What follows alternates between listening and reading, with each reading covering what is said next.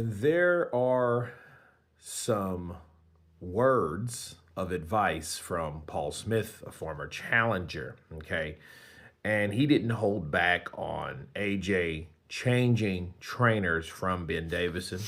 And he stated, from our perspective, we aren't inside the camp and we don't see how it is. But what I did see and hear on fight night when he lost to Dubois is that it was bad advice from the corner.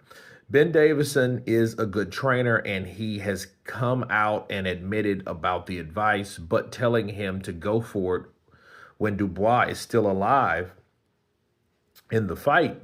When in 3 rounds, he may be a different opponent. You just need to BS your way through the fight for the next 2 or 3 rounds. Let Dubois puff himself out, then you have a better chance. So I think he needs to change the team around him.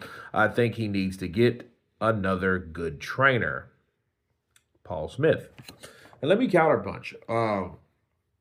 Honestly, I didn't even think that Ben Davidson was his solid trainer until I guess after the Ngannou fight, because this was kind of a trial run. If you guys can remember, it was a trial run. It was, it just so happened AJ wanted to be somewhere else. He wanted to be closer to home. He did not want to be in a situation where he had to fly over to the States, which I think is honestly lame. You know what I mean? If you need training, and Derek James reminds you of how Rob McCracken used to be, like he said, what difference does it make where you're at? You know what I mean? You want to be closer to home. Shit is more like that silk pajamas type mentality where you're worried more about comfort than progress. You know what I mean? And see, looking at that shit now, you know, based on how he fought Jermaine Franklin, based on how he fought even Robert Helenius, which was juiced out of his mind. You see what I mean? He still got the job done. You know, even though he took a lot of shots from Helenius, but Helenius was a different opponent because of the issue that Dillian White had. Okay, so he thought he was going to fight Dillian White versus a guy that was taller than him, longer than him, you know what I mean, that had an awkward style, that it was pressure on him to knock him out because Wilder did it in less than 1 round. So, you know, a lot of those are factors in a situation like that.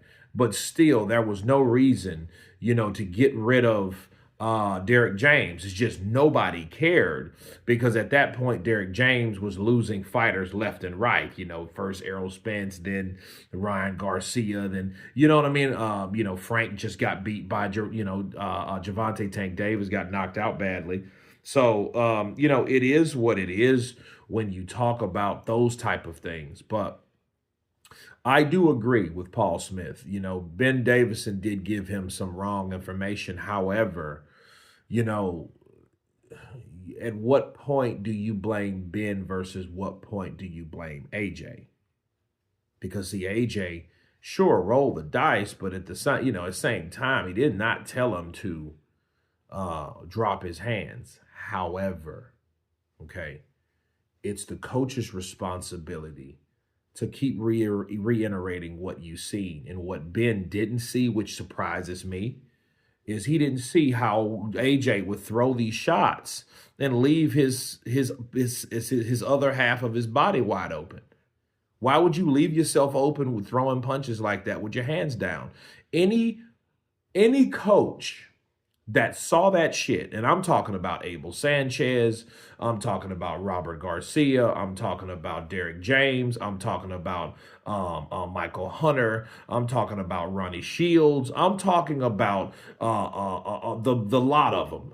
Okay, I'm talking about a lot of these guys, you know, Teddy Atlas. You think if Teddy Atlas would have saw AJ throw shots like that with his hand down, with his guard all the way down to his waist, do you think if they would have saw that type of shit, they would have been okay with that? You think they would have told him to roll the dice? No, they would have told you, put your hand up. You're dropping your guard when you throw your right hand. You're going to get countered. Those are the things that Ben Davis should have been watching out for. And that's what makes me question his legitimacy, honestly.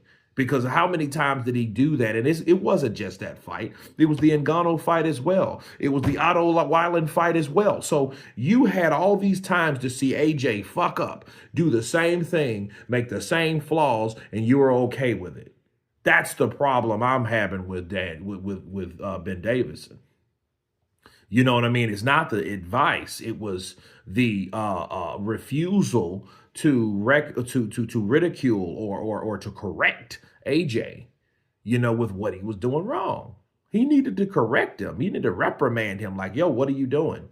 Why are you dropping your left hand to throw a right? You don't have to do that. You don't have to drop your left to throw your right hand. What happens when he comes back with a counter? And that's exactly how he got knocked out. And it wasn't because Danny Dubois was just this spectacular dude on the night. No, he was geared for the challenge. He was young. He was in shape. He was prepared. But did he do this stellar performance? No, he did not. AJ did not put his guard up. AJ pulled straight back. The things that AJ did, it made you question how good AJ really was. You know what I mean? But that goes to show you that someone like AJ is capable of being reprogrammed that fast on doing bad habits. That's the problem. That's that in a nutshell. You can get him off his guard and get him comfortable, and he'll start doing all kind of careless shit.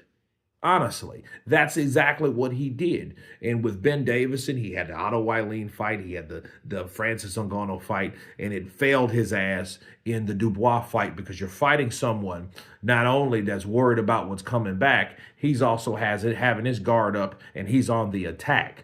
Bars. That's exactly what happened to him, and it paid off eventually, or it caught up with him doing that same shit. But Ben Davidson in 3 fights wasn't able to correct the problem that Anthony Joshua was doing. That was the problem. Okay, but you guys tell me what you think of Paul Smith stating that he needs another trainer. And speaking of other trainers, this is what I think AJ should do. AJ should take some time off, okay? Then after he heals, regardless of what the hell's wrong with him, when he gets better, when he gets closer or 100%, take his ass back to Dallas and do exactly what he was doing with Derrick James. That's what I would do.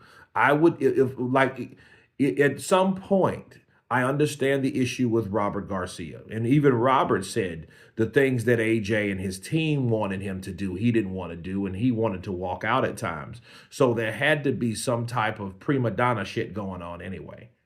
You know what I mean? And whereas Derrick James, I don't think will deal with that. And that may be what AJ needs. He don't need someone to help him or to build his ego or to, you know what I mean? That's what happened to Deontay Wilder. He was around people that allowed him to do things that didn't and weren't beneficial for him. Okay, so if AJ, that's easy. Go back to where you were. Go back to Texas, get with Derrick James, work on your defense, build yourself, and then let's go again. You know what I mean? Get with someone that gives a shit about everything you've done wrong. You know what I mean? And understand why. And get the hell away from Ben Davidson, because in 3 fights, he couldn't correct what you were doing wrong. You don't need to be with him. But you guys tell me what you think of Paul Smith stating that AJ needs another trainer. You guys tell me what you think. Of course, please subscribe. And you guys been Counterpunch.